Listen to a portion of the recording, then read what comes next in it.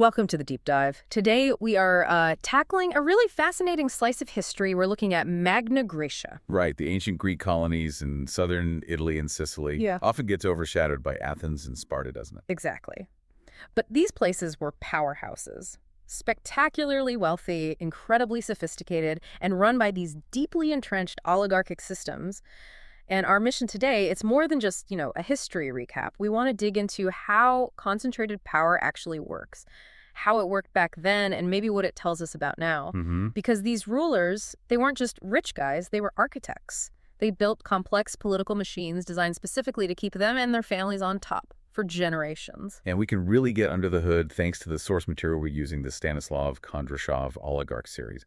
It's great because it pulls together archaeology, historical texts, even economic theory. Yeah, it gives you that multi-layered view. Exactly. It helps us see past the sort of standard textbook stories and uncover these hidden histories. So the big takeaway right up front seems to be this. It wasn't just one thing that kept these dynasties going. No, definitely not. It was a balancing act. They had to master Mediterranean trade, wield absolute religious authority, and, crucially, back it all up with military might. A three-legged stool, almost. That's a good way to put it. Yeah. And to really grasp how they did it, you have to picture the geography first. Southern Italy, Sicily. We're talking settlements kicking off around the 8th century BCE. Prime real estate. Absolutely prime. Strategically vital. You're sitting right between the established Greek world to the east, and then these rising powers, Carthage and Rome, looming to the west. It was the crossroads. And the land itself. The sources stress just how fertile it was. Rich resources, fantastic natural harbors. It was like a magnet for Greeks looking for opportunity, maybe escaping population pressure back home. It really was. And they didn't just trickle in. They arrived and basically exploded onto the scene. The timeline in the source is pretty striking. You get Cumae, the first real foothold, maybe 740 BCE. Yeah, early days. But then boom, boom, boom. Sybaris around 720, Croton 710, Tirano 706, and Syracuse, which becomes this massive player founded by 734 BCE. These weren't just outposts. They quickly became powerful autonomous cities, often richer and more influential than the cities they came from back in Greece. And that autonomy is so important. Each city evolved differently. It depended on who founded it. Were they from Euboea, Achaea, Sparta, in Tirano's case? That shaped their initial setup. Right. But just as critical was how they dealt with the local Italic peoples who were already there. Yeah. That interaction shaped their character too. Okay, so we keep using this word oligarchy. Let's pin that down. The Greek is oligarchy, right? Rule by the few. That's it, rule by the few. And in Magna Graecia, the few weren't just anybody. The sources point to 3 absolute core requirements for being part of that ruling group. Okay, what are they? First, economic dominance. You had to be seriously wealthy. Politics wasn't a hobby. It required substantial resources. Got it. Money talks. Second, hereditary privilege. Power wasn't earned each generation, not primarily anyway. It was passed down through established aristocratic families. Lineage mattered hugely. It's birthright. And third, restricted political control. This is key. Even if there were assemblies or councils, the actual power, the voting rights, the decision-making was limited strictly to elites who owned significant property. Hold on, though. If it's all hereditary, isn't that risky? I mean, what happens if the heir is, not exactly sharp? Seems like a weakness compared to, say, a tyranny where one strong leader emerges. That's a really good point, and it's something ancient thinkers wrestled with, too. The oligarch's answer was partly in that third factor, the restricted control. They maintained the appearance of broader participation with things like assemblies. Ah, the facade. Exactly, Yeah. It projected stability. But the source material is clear. If you didn't meet the property qualifications, if you weren't from the right family, your voice didn't count. Decisions were ultimately made or rubber-stamped by the inner circle. So even if one individual was less competent, the system itself, the network of elite families, maintained control. Power stayed within the club. And the engine keeping that club exclusive was money. Always money. Pretty much. Yeah. The sources lay out this really potent dual economic foundation. They needed both strategic control of Mediterranean trade and a near-total monopoly on agriculture. Let's break that down. Trade first. How do they lock that down? Well, they controlled the physical infrastructure, the ports, the big shipping fleets, even the merchant guilds. This gave them multiple ways to profit. Okay. They could slap heavy import duties on goods moving between Greece, Carthage, the Etruscans. They set up exclusive trade deals that basically froze out smaller competitors. They could control supply and prices because they owned the warehouses. And they acted as financiers, backing the most profitable and often riskiest sea voyages. They were the venture capitalists of their day, but they also owned the market. Okay, so that's the trade side. Hugely profitable. What about the agriculture? That was the other pillar, maybe even more fundamental for some cities like Sybaris and Croton. They sat on these incredibly fertile plains. Right, the alluvial soil. Exactly. The oligarchic families owned vast tracts of this prime land. They weren't just feeding themselves. They were producing massive surpluses of grain, olives, wine, all valuable export commodities. And who worked the land? A huge population of dependent laborers, tenant farmers who owe the landowners rent or a share of the crop, and of course slaves. Yeah. This system kept the labor cheap and the profits concentrated at the top. And land ownership itself, it wasn't just wealth, it was power, right? Collateral for deals. Precisely. Land was the ultimate asset. You used it to back trade ventures. And critically, the inheritance laws were structured to ensure that these vast estates passed intact from one generation to the next within the same families. It cemented that generational wealth. So it created this massive barrier. An insurmountable one for most people. Think about the capital needed. You need ships for trade. You need huge amounts of land for agriculture. You need slaves to work it. Only the established wealthy families had that kind of resource base. It wasn't just a wealth gap. It was an access gap. What's really striking is how different cities seem to have tailored their oligarchies. They weren't all identical. The sources give us these great case studies. Yeah, 4 distinct models, really. Let's start with Croton. Their approach seems unusual. Athletics and philosophy. Right. It's fascinating. Yeah. Elite families in Croton didn't just aim for political office, they aimed for Olympic glory. Winning at the games brought immense prestige, and they directly translated that fame into political clout. Physical prowess became a sign of legitimacy. And then, layered on top, you had the influence of Pythagoras and his followers, who set up their school there. They merged this kind of mathematical, mystical philosophy with ideas about governance and social order. Okay, that's Croton. Then you have Sybaris. The complete opposite, almost. Almost, yeah. All about luxury. Their name even became shorthand for excessive indulgence, Sybaritic. We still use it, so their power was just raw wealth. The sources mention dining clubs. Literally. Their power stemmed directly from the staggering wealth generated by those fertile plains you mentioned, grain, olives, wine. Their political life, their social organization, apparently revolved around these super exclusive dining societies and religious brotherhoods. Geography, those two rivers, that rich soil was everything to them, and they weren't shy about showing off the proceeds.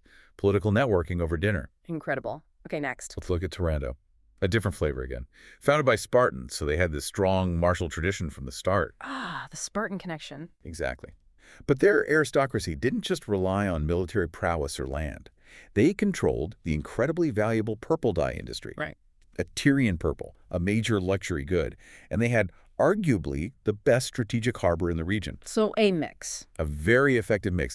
They balanced those inherited Spartan martial values with sharp commercial instincts. They even allowed some element of meritocracy through military service alongside their hereditary positions. Pragmatic. And the last one?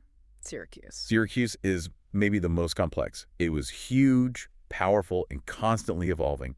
Its ruling class had to navigate not just Greek traditions, but also the significant influence of the indigenous Sicel people. More dynamic. Definitely. And because Syracuse had this amazing harbor plus a vast agricultural hinterland, there wasn't just one single source of power. This meant multiple potential power bases, which led to pretty fierce, sometimes violent competition among the elite factions themselves. It was an oligarchy often fighting itself for dominance. So these examples really show that oligarchy wasn't monolithic. It was about identifying your core asset, whether it's grain or dye or athletic fame or naval power, and building your system of control and legitimacy around that specific resource. Exactly. You leverage what you've got. So they've got the money, they've got the political structure tailored to their resources. How did they make sure the system stayed in place? How did they write the rules to keep dissent down and lock in their advantage? It can't just be economic muscle. No, you're right. It required building exclusion into the very fabric of society, especially through religion and law. Take temples, for instance. We think of them as places of worship, right? Sure. But somewhere like the Temple of Heraclea near Croton, it was also a major financial center. The priests, drawn only from the top oligarchic families, managed huge temple treasuries. They collected tithes, often paid in agricultural goods, and they administered large-scale loans. So the temple is also the bank. Pretty much. The oligarchs are the priests, the bankers, and the major landowners. Spiritual authority and economic power completely fused. You couldn't participate fully in the city's religious life without, in effect, enriching the ruling class. That's comprehensive control. And the laws, were they written to match? Of course. The sources mention Zaleucus' law code in Locria Episophria as an example. He's seen as this foundational lawgiver. His code had incredibly harsh penalties for crimes against property, which obviously protected the oligarchs' vast estates. But what about crimes by the elite? Well, there was often a loophole. Elite offenders could frequently avoid the harshest punishments if they could pay significant financial compensation. Justice wasn't exactly blind, it tilted heavily towards those with wealth. The rules protected the rule makers. And all this was backed up culturally, you mean, like making people believe the system was right? Yes, through cultural legitimacy. Think about those intellectual movements we mentioned, like Pythagoreanism and Croton. It wasn't just abstract philosophy, it provided a rationale, a justification for a rigid social hierarchy. The idea was that elite rule mirrored a natural cosmic harmony. It made the unequal system seem inevitable, even divinely ordained. Like propaganda, almost. In a way, yes. And they had a very effective, long-running public relations campaign through patronage. How so? Oligarchs poured money into sponsoring athletic games, celebrating their family members' victories. They commissioned huge public monuments, often inscribed with their family names. They funded poets to write epics celebrating their lineage and glorious deeds. It created this continuous cycle. Power generated prestige, and prestige reinforced power. It sounds incredibly resilient. It was. And part of that resilience came from their adaptability. They weren't just sitting on their laurels. They were masters of the Mediterranean trade networks. They weren't just participants. They were the gatekeepers. Controlling the flow. Absolutely. And through their merchant contacts, they effectively maintained intelligence networks. They knew what was happening in other ports, anticipated market shifts, understood the political winds. That gave them a huge advantage. But were they totally closed off? Or did they adapt to outside influences? They adapted, but very selectively. For instance, they'd readily adopt things like fancy Athenian pottery or the latest architectural styles. It made them look cosmopolitan, sophisticated. Surface-level stuff. Exactly. Huh. But the sources suggest they were very careful to filter democratic ideas that wanted Athenian style, but not Athenian politics. Syracuse is a prime example of strategic adaptation, shifting its whole military and economic focus toward building naval supremacy when sea power became the absolute key to regional dominance. They weren't stuck in the past. And we know this isn't just guesswork from texts. Archaeology plays a big role here, right? A crucial role in confirming these hidden histories. At sites like Metapontum, excavations have unearthed these really elaborate residential areas. You find concentrations of imported luxury goods, specific types of architecture, all pointing to significant wealth being held by the same few families over generations. You can literally dig up the evidence of inequality. And what about things like inscriptions? They're vital. In places like Locria Episophria, archaeologists have found sanctuary complexes where dedicatory inscriptions, gifts to the gods, explicitly name the prominent families making the offerings. It's direct proof of how religious practice was used to advertise and reinforce the power of specific oligarchic lineages. So the physical evidence backs up the textual analysis. It does. Now, there are challenges, of course. Looting has destroyed evidence. Ancient texts often have their own biases, maybe written by or for the elites themselves. That's why you need that interdisciplinary approach combining the archaeology with coin evidence, inscriptions, careful textual analysis to build the most accurate picture possible. So, bringing this all together, what's the legacy?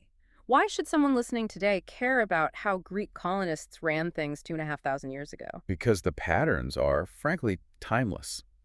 The mechanisms these ancient oligarchs used, concentrating wealth, restricting political access, using law and culture to legitimize their rule, they created systems designed to perpetuate themselves. And you see echoes today. Absolutely.